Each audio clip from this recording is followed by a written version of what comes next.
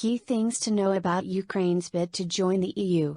The European Union Commission said on Friday that Ukraine should be considered a candidate state. It is now up to the 27 EU member states to decide whether or not they agree with the Commission's opinion. Here are key things to know about Ukraine's bid to join the EU. What is the process for becoming a part of the EU? On paper, the process is relatively straightforward. A country applies and the Commission gives a verdict on whether or not it should be considered for candidacy. As is likely to be the case with Ukraine, the Commission will probably present a few ways for member states to go about accepting a new candidate. As European Commission President Ursula von der Leyen made clear on Friday, Ukraine will still have to meet a series of criteria before proper accession negotiations can begin, even if the EU-27 agree to accept its candidate status next week. The Copenhagen criteria is a fairly opaque trio of requirements that the EU must be satisfied a candidate state has met in order to enter the proper accession negotiations. They focus on whether or not that country has a functioning free market economy, if the country's institutions are fit to uphold European values such as human rights and the EU's interpretation of the rule of law, and whether the country has a functioning, inclusive democracy. Once the country has deemed to have met this criteria, they can begin the EU's 35 chapters of negotiation, the final 3 of which return to some areas of the Copenhagen criteria. Then, when the leaders of the EU member states have agreed, it must then be ratified in the EU Parliament and by the legislative branches of each member state's government. How do EU countries feel about Ukraine joining the EU? This is where it starts to get complicated. While the EU and its 27 members have broadly supported Ukraine in its war effort, having a country that's currently at war start the accession process raises all sorts of issues. There are a number of candidate states that have been in the accession process for years, and have in some cases had their accession slowed down because of domestic political instability. One example of this is the case of Turkey, whose application has been essentially frozen following fears over a backslide over the rule of law and human rights. Starting the process with a country currently at war will raise questions from other candidate states who have had their applications similarly frozen. There are also real concerns that Ukraine is a long way from meeting the Copenhagen criterion anytime soon. According to Transparency International's 2021 Corruption Perceptions Index, Ukraine is 122nd on its list of 180 countries. For comparison, Russia sits in 136th place. Given that parts of Ukraine are currently occupied by Russia and could be long after the war is over, it is hard to predict if this improves or worsens in the coming years. Some EU officials have also expressed fears that after the war, it is hard to tell what human rights will look like inside Ukraine. How long would it take? It really depends on what state Ukraine is in when war ends. It seems highly unlikely that Ukraine will be anywhere near meeting the criteria to even start negotiations for a significant period of time after the end of the war. Aside from the rebuilding project, Ukraine will have to make the transition from a country operating under various degrees of martial law and curfews to a functioning democracy. The average time for a country to join the EU is 4 years and 10 months, according to the London think tank, UK in a Changing Europe. Member states that might be considered a sort of blueprint for Ukraine's membership, Bulgaria, Romania, Poland, Slovenia, were all over the average wait time. What would joining the EU mean for Ukraine? Ukraine would be a member of the world's largest trading bloc, the EU's single market and customs union, and would have the protection of EU courts and access to the EU budget. Joining the EU would also place Ukraine very clearly in the club of countries that are considered to be part of the Western Alliance and US-led world order. Exclusive, former U.S. serviceman in Ukraine describes battle where American fighters were reportedly captured. Speaking exclusively to CNN's Sam Kiley, a former U.S. serviceman fighting with Ukrainian forces recounted the battle he witnessed on June 9 where American volunteer fighters Alexander John Robert Druki and Andy Tynoquin were reportedly captured by Russian forces. The man, who asked to be identified with the codename Pip, said his team was sent out on a mission east of Kharkiv where a full-scale Russian armored assault was underway. Druky and Wien fired a rocket-propelled grenade, RPG, at a BMP vehicle that was coming through the woods and destroyed it. But the team had to quickly withdraw as more than 100 Russian infantry began advancing and the American fighters found themselves in a village they previously thought was in Ukrainian hands. When asked about what happened to Druky and Wien, Pip said that we suspect they were knocked out by either the T-72 tank shooting at them or by the blast of the mine. This is only speculation, we don't know what really happened to them. A photo of the two men emerged Thursday with their hands tied behind their back and in the back of a Russian truck. I know for a fact that Andy and Alex did not come here for money, they did not come here for glory. They came here with a firm belief that Ukraine as a blossoming democracy needs help, Pip told Kali during the interview. As far as I'm aware, we're paid about the same if not exactly the same as a Ukrainian soldier who is on the front. And money is certainly not my motivation for being here. And I know that it's not Andy's and it's not Alex either, he continued. More background: on Wednesday, CNN reported that Druky, 39, from Tuscaloosa, Alabama, and Wien, 27, from Hartsville, Alabama, had been missing for nearly a week and there were fears that they may have been captured by Russian forces, according to their families and a fellow fighter. Druky and Wien had been fighting alongside Ukrainian forces north of Kharkiv. CNN on Thursday reported a third American whom the State Department had identified as missing in action in Ukraine was U.S. Marine veteran Grady Kurpasi. He served in the U.S. Marine Corps for 20 years, retiring in November 2021. U.S. President Joe Biden said Friday he has been briefed on the 3 Americans who have gone missing in Ukraine. In brief remarks to reporters as he left for a weekend on the beach in Delaware, Biden said repeatedly Americans should not travel to Ukraine at this time. We don't know where they are, but I want to reiterate, Americans should not be going to Ukraine now, Biden said in response to a question from CNN's MJ Lee at the White House. State Department spokesperson Ned Price said the department is in contact with the families of the missing Americans as well as Ukrainian authorities and the International Committee of the Red Cross. The U.S. State Department on Thursday told the family of one of the Americans missing in Ukraine that there is potential evidence Druky was captured, but could not verify the photo at the time, Bunny Druky, Alexander's mother, told CNN. On Friday, videos surfaced on pro-Russian channels and social media appearing to show Druky and Wien detained at an unknown location. It is not clear who is holding them. Price said Thursday the U.S. was not in contact with Russia about the reportedly captured American citizens because they do not yet have credible reason to believe the Russians have captured them and also because Russia has not claimed to have captured them. On Friday, Kremlin spokesperson Dmitry Peskov told CNN that he does not know anything about the 2 American fighters. CNN has repeatedly reached out to Russia's Ministry of Defense for comment but has not yet received a response.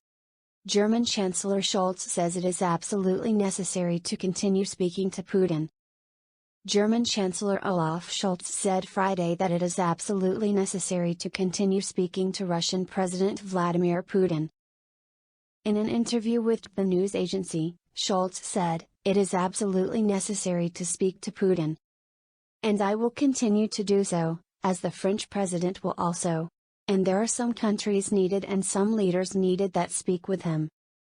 And it is necessary that they are clear because when I speak to Putin, I say, for instance, the same things I said to you, please understand that there will be not dictate the peace," Scholz said. And if you really believe that you will rob some land and then hope that the times will change and all the things will become normal again, this is a mistake. You have to withdraw your troops and you have to find an agreement with Ukraine which is acceptable and right for the people of Ukraine, the Chancellor added.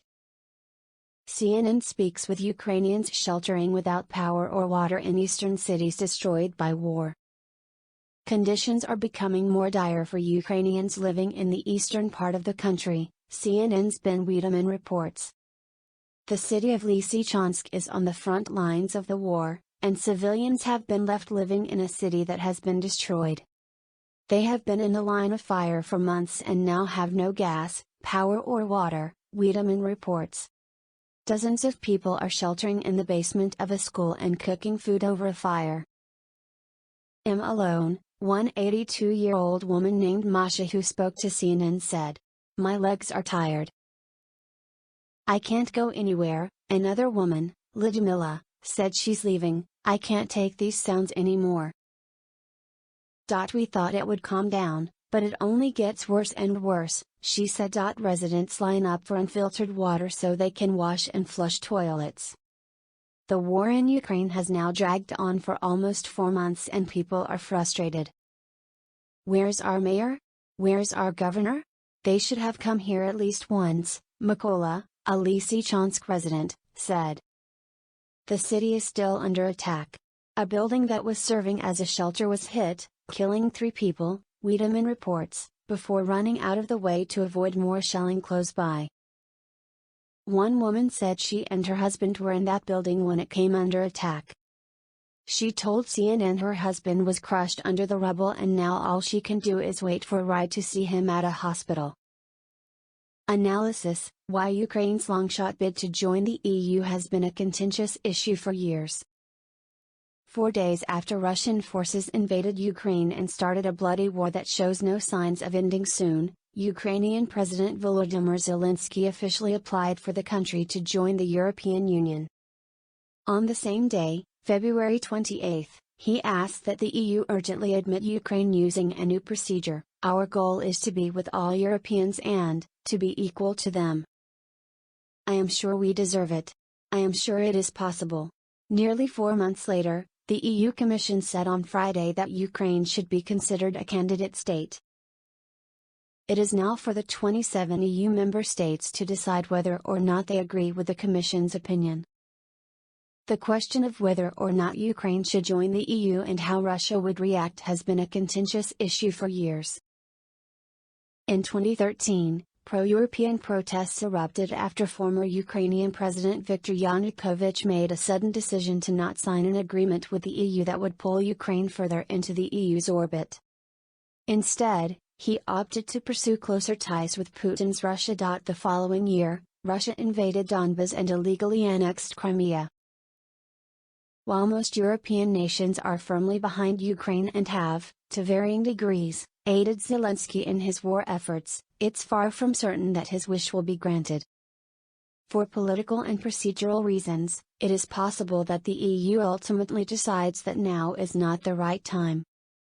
And even if they did agree with European Commission President Ursula von der Leyen's opinion that Ukraine should be considered for membership, it could take years, even decades, for it to become a reality. UK offers major training program to Ukrainian military forces. The United Kingdom has offered Ukrainian military forces to take part in a major training program that would fundamentally change the equation of the war, Downing Street announced Friday in a statement amid Prime Minister Boris Johnson's visit to Kyiv. As Ukrainian soldiers fire UK missiles in defense of your nation's sovereignty, they do so also in defense of the very freedoms we take for granted. That is why I have offered President Zelensky a major new military training program that could change the equation of this war, harnessing that most powerful of forces, the Ukrainian determination to win, Boris Johnson is quoted as saying in the statement. 2 months on from my last visit, the Ukrainian grit, determination and resilience is stronger than ever, and I know that unbreakable resolve will long outlive the vain ambitions of President Putin, he added. According to Downing Street, the program has the potential to train up to 10,000 soldiers every 120 days, with each soldier spending 3 weeks on the training course outside of Ukraine, learning battle-winning skills for the front line, as well as basic medical training, cybersecurity and counter-explosive tactics. Ukraine has yet to accept the offer. Putin says restoration of relations with Ukraine is inevitable. The restoration of Russia's relations with Ukraine is inevitable, Russian President Vladimir Putin said Friday at a plenary session at the St. Petersburg International Economic Forum. We proceed from the fact that sooner or later the situation will normalize, and we are interested in prosperity for all our neighbors, then it is inevitable, Putin said, commenting on Ukraine's possible accession to the European Union. I want this to be clear, restoration of relations is inevitable, he stressed. More context: CNN reported earlier this month that U.S. officials had been meeting regularly with their British and European counterparts to discuss potential frameworks for a ceasefire and for ending the war through a negotiated settlement, according to multiple sources familiar with the talks. These officials told CNN that there is a growing concern that if the Russians and Ukrainians don't get back to the table and work out a deal, the war will drag on, potentially for years. It's not clear whether these discussions will translate into eventual settlement talks. The Biden administration still sees no real prospect for any diplomatic breakthroughs or ceasefires anytime soon, and two NATO officials said that the Western alliance sees little appetite to negotiate on the Ukrainian side, in part because of Russia's brutal bombing campaign and myriad human rights violations have destroyed public support for any concession to Russia. Moscow has also shown little interest in serious talks, officials say. Right now, Ukraine remains focused on ensuring a decisive military victory in the east and the south in order to put themselves in a superior negotiating position, these sources said. Zelensky on Boris Johnson: we have a common view on how to move towards victory. Ukrainian President Volodymyr Zelensky on Friday said he and British Prime Minister Boris Johnson have a common view on how to move towards victory in Ukraine's war against the Russian invasion. We discuss the current situation on the front line, in our east, in the south of our state, in detail, our capabilities in protecting our country from Russian occupation, Zelensky said at a joint news conference in Kyiv with Johnson, who made his second surprise visit to Ukraine. In particular, we talked about the need to increase the supply of heavy weapons. The main thing today is to provide air defense for Ukraine as well. We begin to move in this direction. Russian missiles remain a threat to our people, to the entire territory of Ukraine. The vast majority of Russian missile strikes are conducted by the Russian army on ordinary people, on civilian infrastructure, housing, schools, hospitals, universities, transport, Zelensky added. The Ukrainian president said the two leaders also discussed Ukraine's need of economic and financial support. This is not only finances, we also have a shortage of fuel due to the bombing of our refinery, our reserves by the Russian Federation. We also talked about a difficult issue, to ensure preparation for the heating season. I am grateful to Boris for his willingness to help our state, he told reporters. The two leaders also discussed increasing sanctions pressure on the Russian Federation. We can make sanctions so that Russia really feels that its aggression, its terrorist actions against Ukraine and against global stability will lead to losses for Russia itself, he said. The aggressor must pay the highest price for this aggression, for this war.